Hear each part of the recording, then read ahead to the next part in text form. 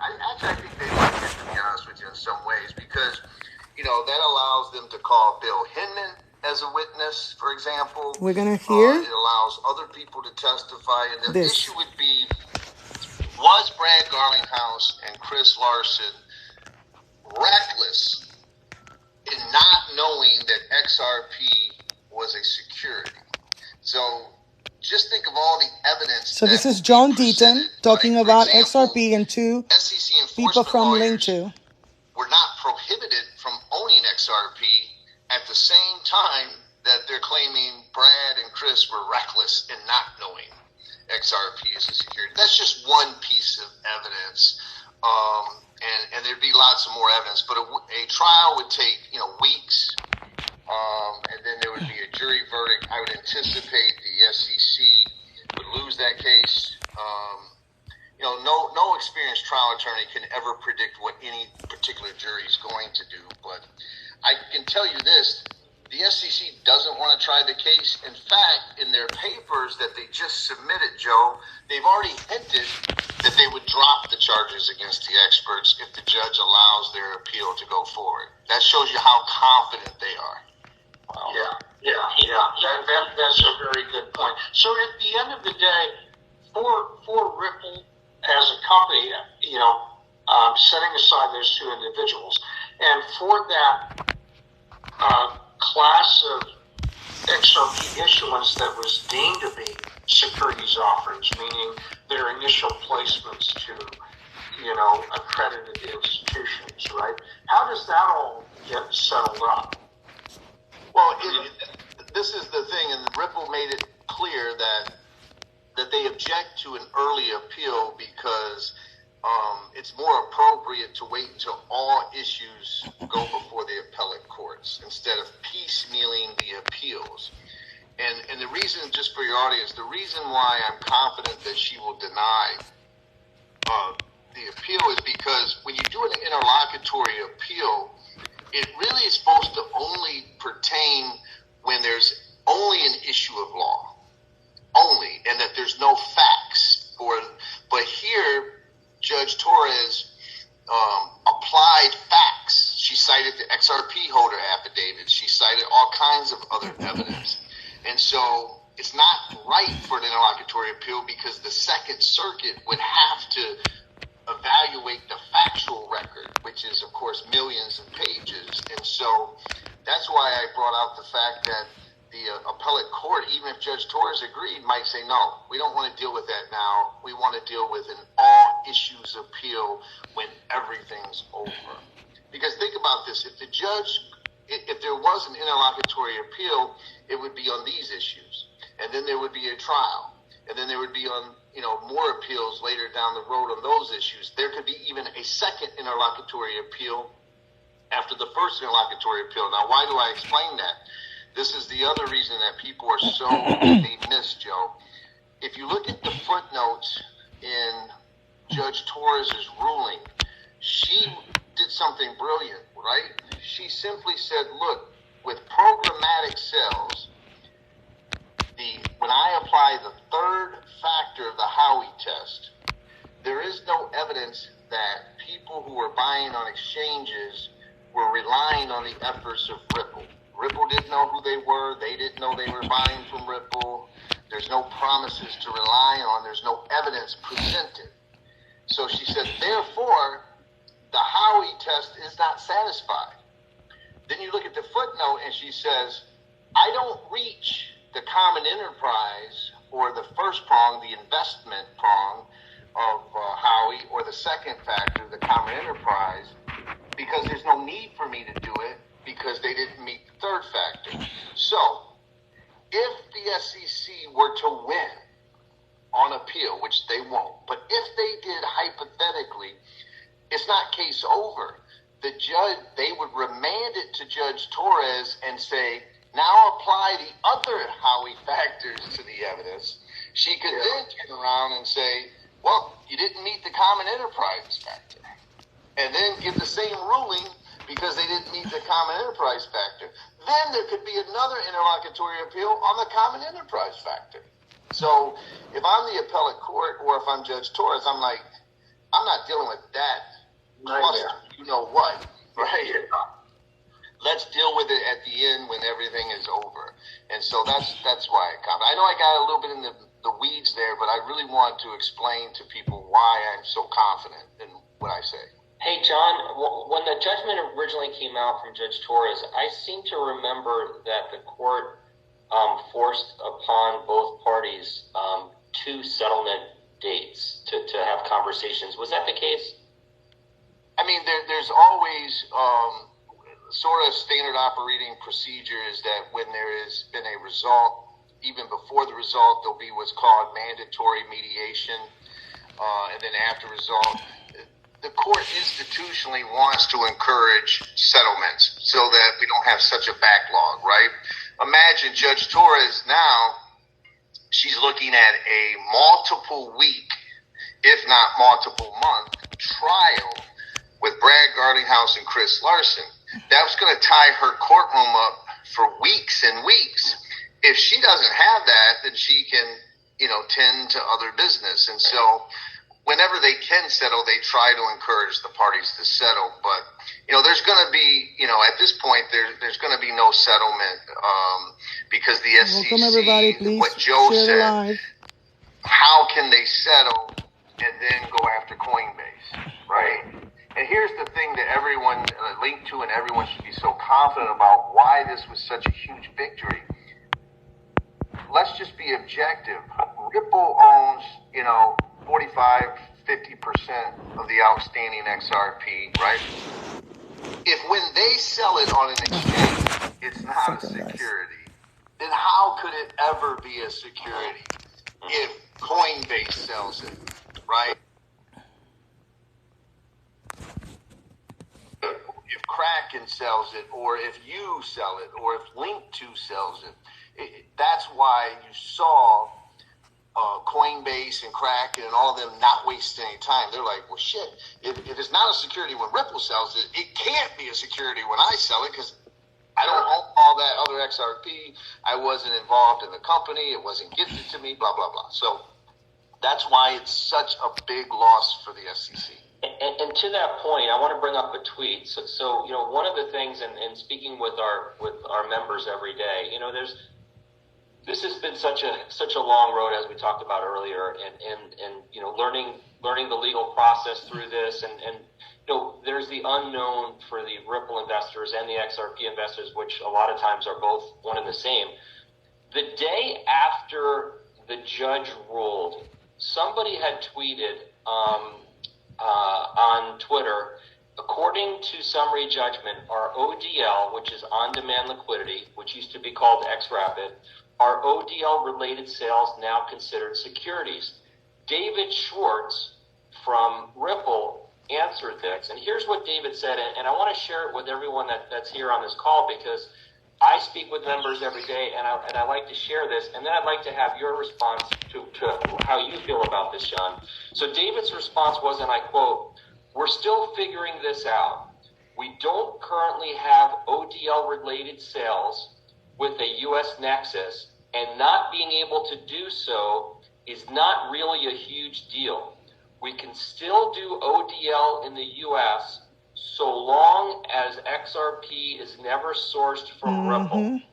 And before I ask you to respond, I just want to emphasize that the original use case for XRP in a payment stream using RippleNet was called XRapid, which is now ODL, but it was originally designed where the user would buy and sell their XRP through exchanges and not source it from Ripple at all. What are your feelings? Do you think that financial institutions in the U.S. can use XRP currently, and do you think anybody will do it until the case is completed? Well, I think they're right. Listen, when the first decision came out, I did a live stream, and it was just with a couple hours after the decision, and I said the only thing that I saw was, the judge grouped ODL into institutional sales, and technically they're not investing because they're using it as a bridge currency and all those things, and they don't own it outright. They're not relying on the Ripple efforts because it's seconds later. They Tap don't the have screen it, and blah, share blah, the blah. live. And so you know, no one can ever say a decision is going to be This is perfect. a live stream, And guys, so, happening right now. but I agree with David Schwartz, and that's why I don't think Ripple's that concerned, because as long as Bank of America isn't purchasing it directly from Ripple, they can use it. They can certainly purchase it off Coinbase or Uphold or somewhere like that. Hola, muy buenas, Mari. Estoy aquí streaming a John Deaton, un live con John Deaton en Linqto, hablando del caso de Ripple. Pero ¿puedes ponerte de la otra forma? Es que van a entrar ahora Fórmula Bullies y más gente. Déjame cambiar esto. Dame un segundo. And that's the only thing that I would have nitpicked Judge Torres about. Hola Diego, hola Ingrid, ¿cómo estáis? ¿Qué pasó aquí? ¿Qué pasó? Que se ha metido como si fuera una batalla. Darme más likes a mí. Darme más cositas a mí. Tú estás en vivo, porque si tú estás viniéndome, tú estás en tu propio vivo. Yo estoy en mi propio vivo. Ay, no sé qué es lo que hemos hecho, pero yo tengo ahora mismo un directo con un invitado especial y estaba invitándote a ti y a otra gente por si queríais uniros también, pero no en esta forma de dos. Sí, porque el problema es que como tú estás en tu live y yo estoy en mi live, no puede haber más de dos personas así. Solamente cuando una persona está en multiguest y están en tu live, ¿entiendes? Y como esto está en vivo ahora, yo estoy streaming esto porque esto está en vivo. John Deaton está hablando del caso y de la apelación. Sí, bueno. Vale, entonces voy a desconectar esto, ¿ok? Porque si no, no voy a poder meter a la demás gente, ¿ok? Que he invitado. Ok.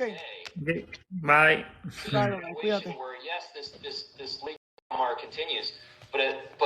Hey guys, please tap the screen and share the live. And the question is, I'm just asking and wondering every day, will somebody step out and do it? Or are they going to wait for this to be completely over?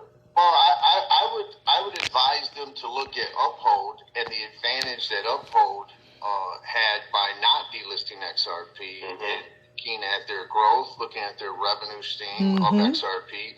And so is there some kind of corporate attorney who's so conservative he or she's going to say, well, it's best to wait until all appeals are exhausted? Eso es el aumento de los cupones. ¿Qué estás hablando, Ufer?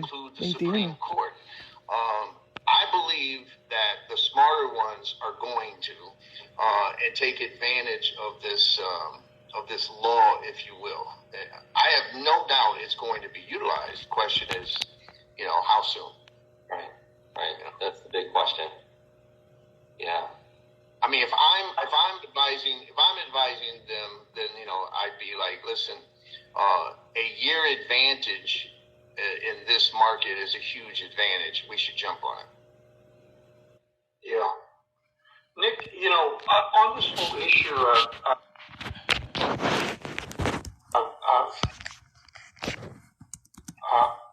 ODL and programmatic sales being very, very clearly and just very clearly designated as not being securities transactions, right? So that's the way that going forward you would expect large institutions, financial institutions, certainly like Bank of America, to transact. I think it was actually quite timely and maybe fully intended that Ripple created and introduced this liquidity hub product. Because what I'd be doing if I were in Ripple's shoes today is I'd be integrating a liquidity hub into the RippleNet product. So every user of RippleNet, like Bank of America, report into a liquidity hub as the means of obtaining and managing that XRP position that they need to work through ODL. Right? Liquidity hub is just a massive, smart router engine. It has feeds to accounts that Ripple has opened across all the liquidity venues around the world. Basically, virtually every exchange where there is depth of liquidity, it has accounts at. So if I'm Bank of America, I've become a Liquidity Hub customer, and on any given moment, or where I need, pick a number, $1 billion worth of XRP to transact, I plug that into Liquidity Hub, and Liquidity Hub will break that $1 billion up into fractions and route them for execution. Tap and share, guys. Across all the exchanges to get the optimal average acquisition price. Tap and share, because I can go. And then when I'm done using the XRP for ODL, I turn around and I go the opposite direction, and I have that same smart engine route my sell order and go back to cash. That's what I want to do. Sell the XRP across all the venues to get the optimal price for Bank of America, right? And at no time Thank you for sharing the do I live. ever have to be in a position where I'm actually taking XRP from Ripple itself. I'm doing it through all of these exchanges. And what Ripple will do in that instance is it'll be on an ongoing basis looking at the XRP available across all those exchanges worldwide and just distributing XRP through those exchanges. It will sell XRP into those exchanges to create supply. Mm-hmm. Yeah, listen. Let's say that for whatever reason, Bank of America needed 4 billion XRP. Well, Coinbase simply notifies Ripple they need more XRP. Mm-hmm. It sells it to Coinbase. Coinbase sells it to Bank of America. I mean, that's why I said is when I don't see the ODL situation as that bad. Yeah. For Ripple, right?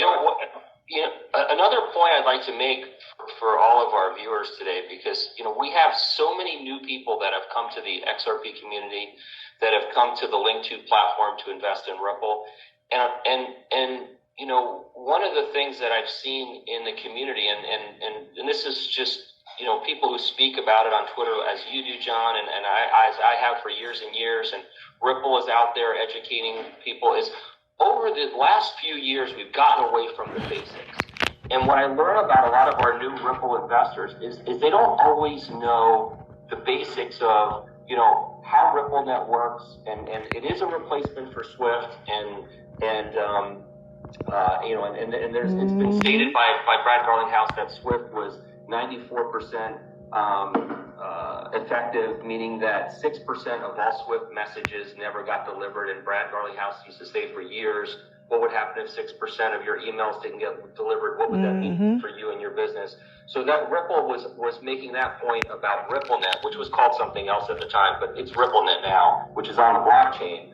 And then the use of XRP is on top of RippleNet, which allows, for anyone that's watching, I just want to clarify, the use of XRP allows those financial institutions to not only send the money instantly and settle in 10 seconds or less, and this has always been stated by Ripple, but also allows them to bring home what's called Nostro accounts, which Nostro means ours in Italian. And those Nostro accounts are the pre-funded accounts, for instance, that Bank of America cross-border payments in the 180 countries that they send money to. And what I would love for our viewers to know is there's a huge incentive for these financial institutions to get into gear and use ODL, because they'll be able to take all those pre-funded accounts, take all that dormant capital, as Ripple has explained over the years, and they've used numbers between $10 trillion and $27 trillion in dormant capital that financial institutions can bring home. And that means a lot to these financial institutions. So for anyone that didn't know the Nostro piece of the puzzle to this thing, this is bigger than you may have even imagined. And these banks really want to bring that money back home. So I just want to make that point, because when I speak to people every day, they have no idea that's one of the big benefits of using ODL. Let me add this. When those banks bring home all that money, whatever trillion or billion John Deaton that you're talking about Ripple, and then Linqto, guys, where they sell the Ripple shares for accredited investors. They're talking about the XRP case, the Ripple Right. case on the just court saying it's against the it's SEC. almost tragic that it's 2023 pushing 2024 and we're still operating. I would encourage any of the new people to the community to do a wire transfer today. It still takes 5 days for me to do a wire transfer from one account to another sometimes.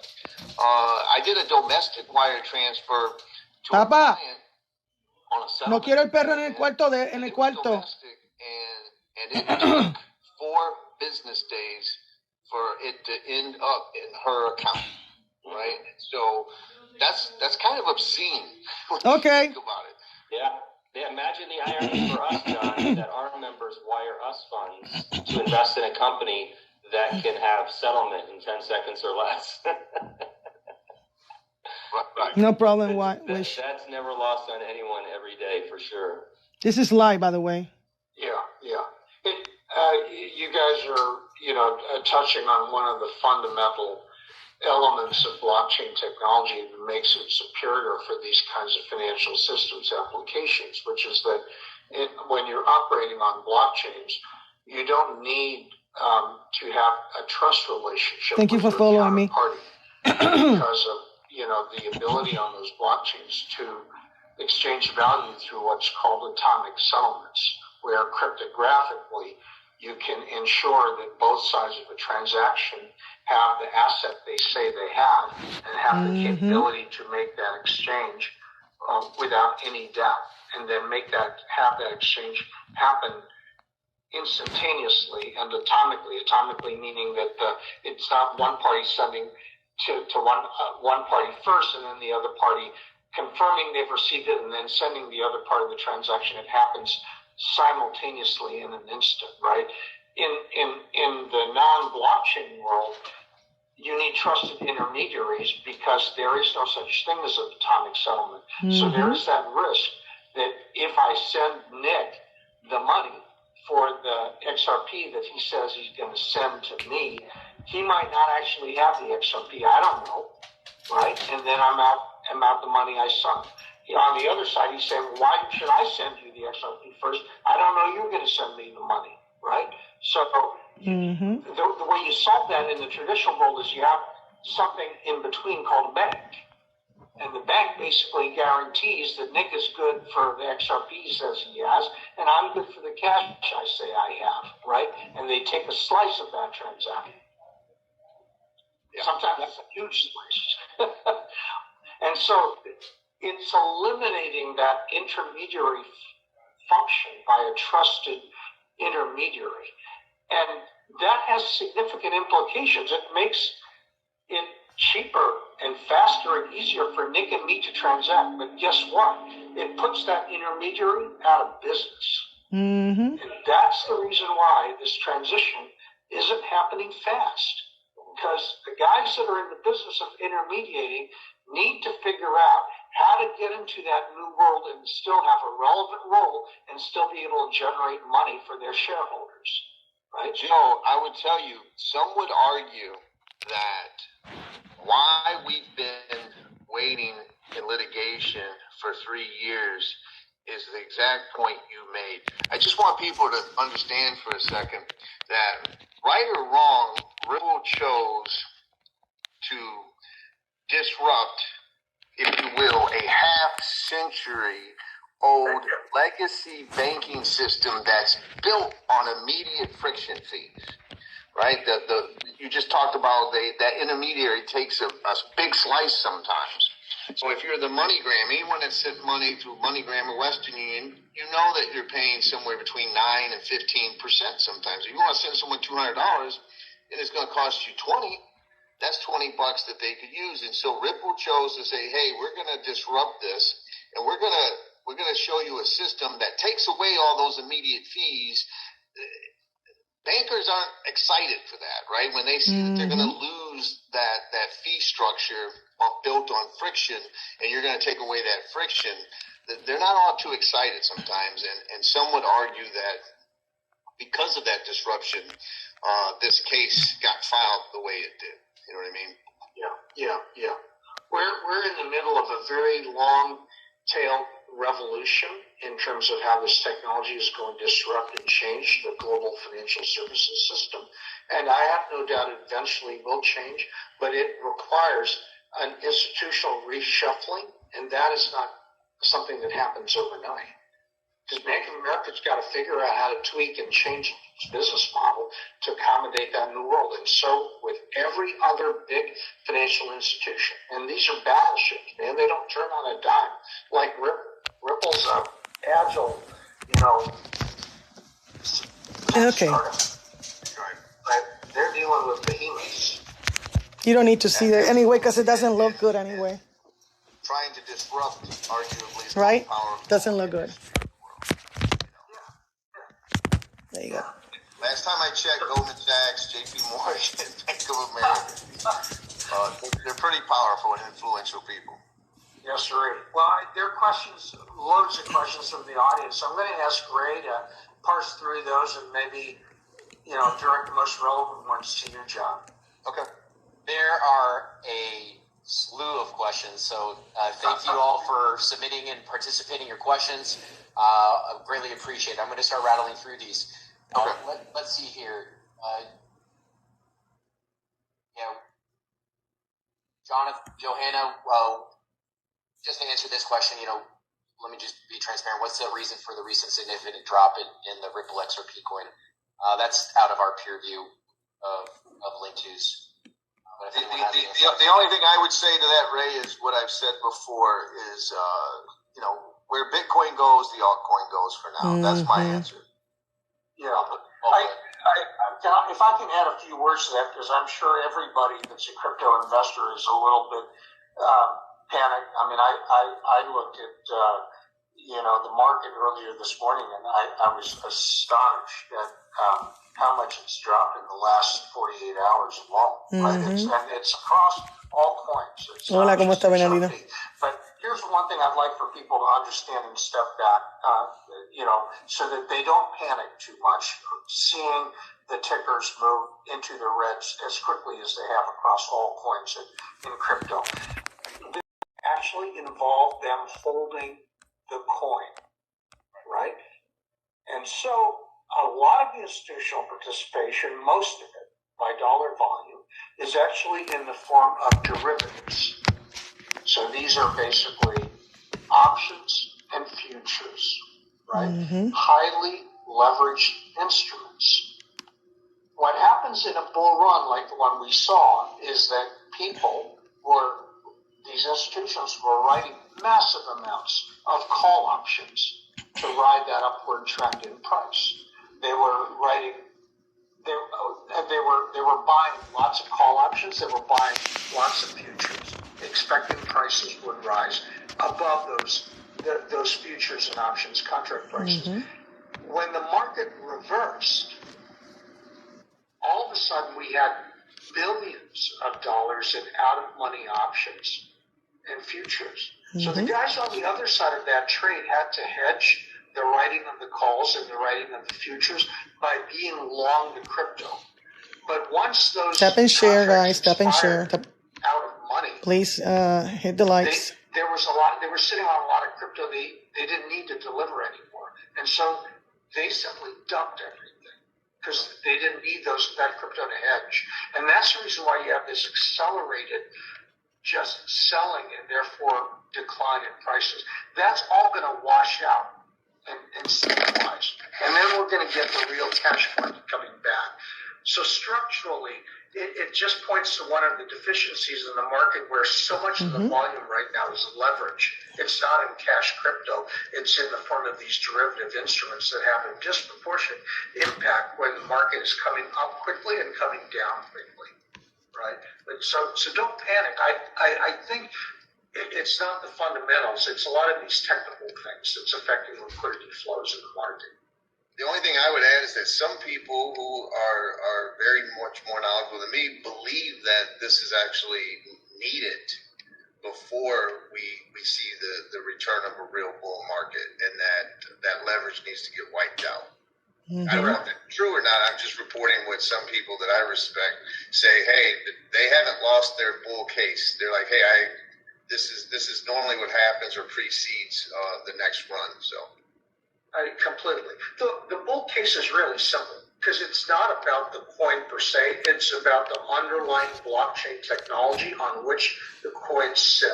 So if you have viable utility tokens that are powering real world use cases that have long-term value, in the long term, you're good. I mean, it's as simple as that. It's not fun to watch all that red. I'm with you. No. I'm a crypto holder. You know, I see my own account, you know, depreciate.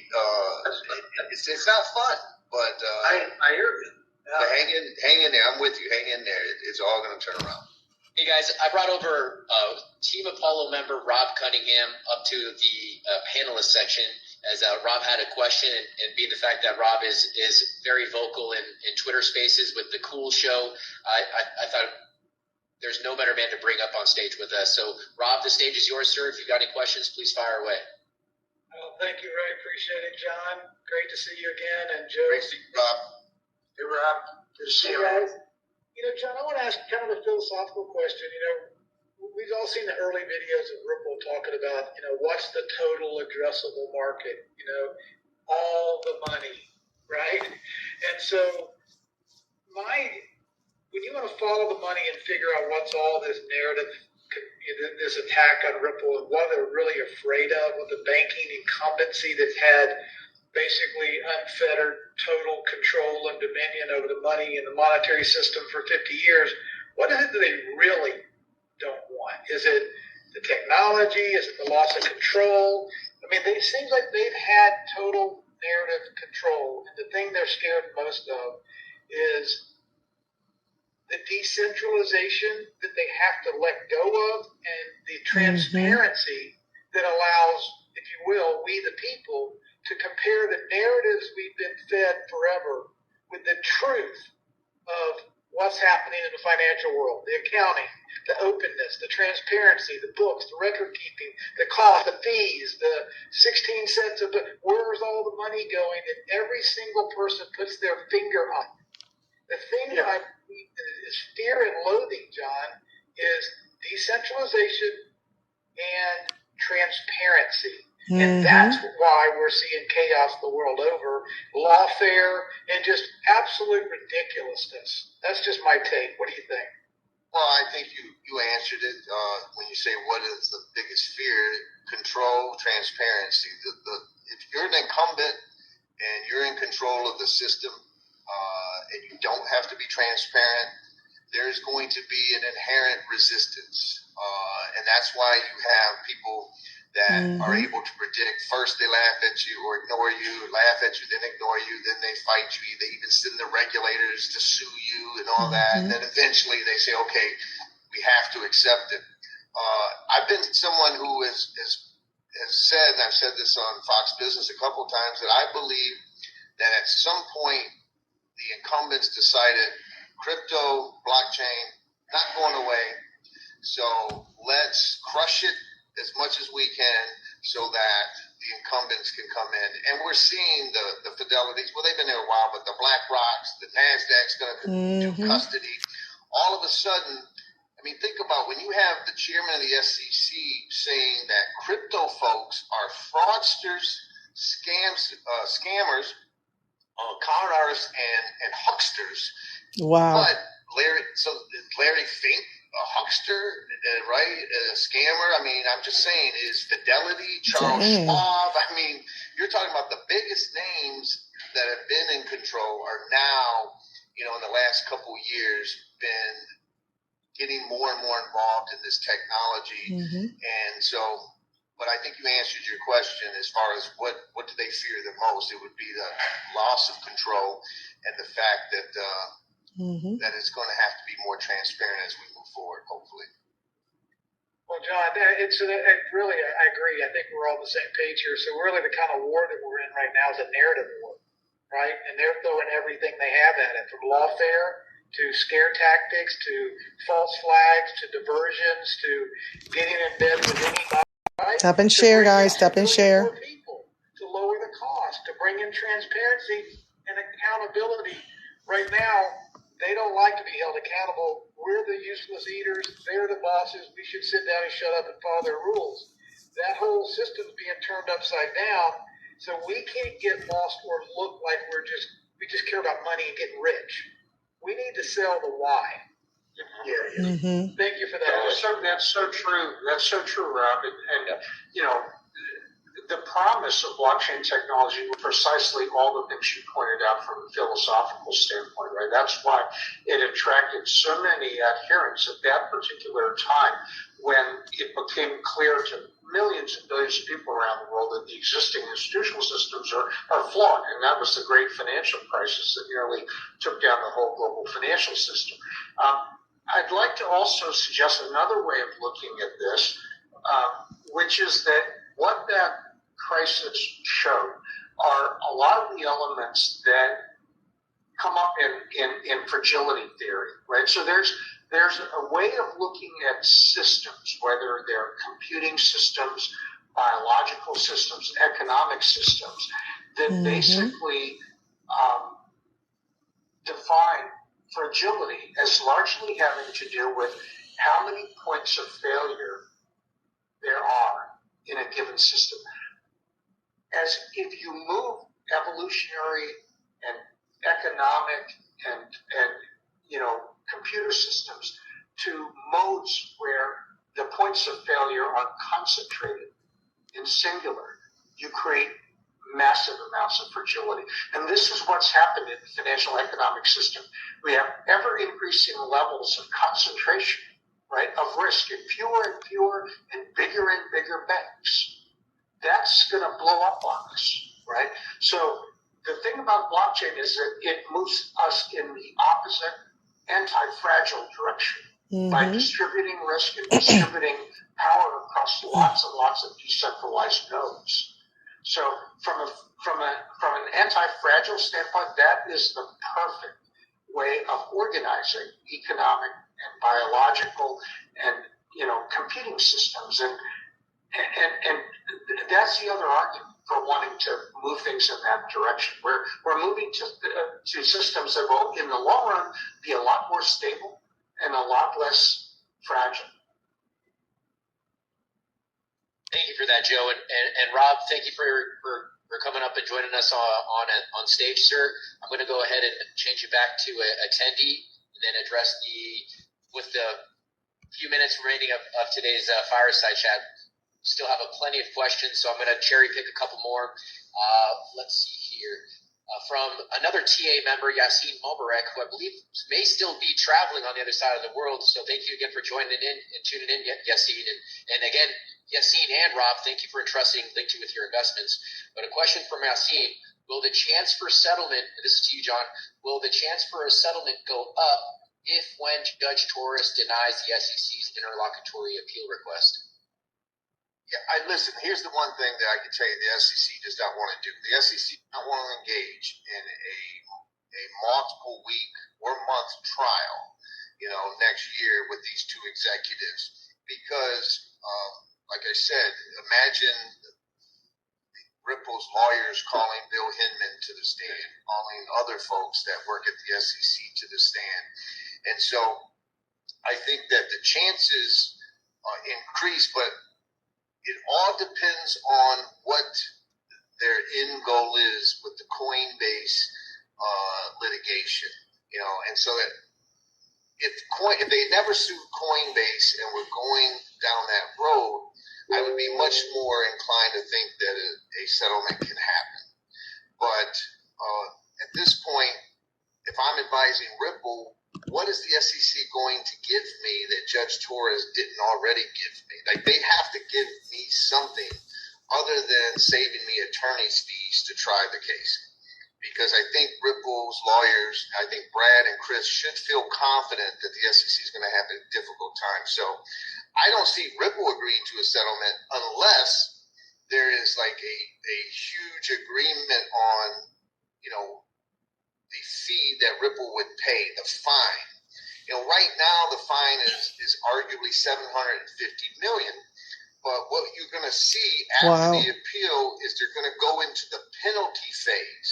Sort of what happened in the library case where there was a decision and then they went to a penalty phase to find out what's the appropriate fee.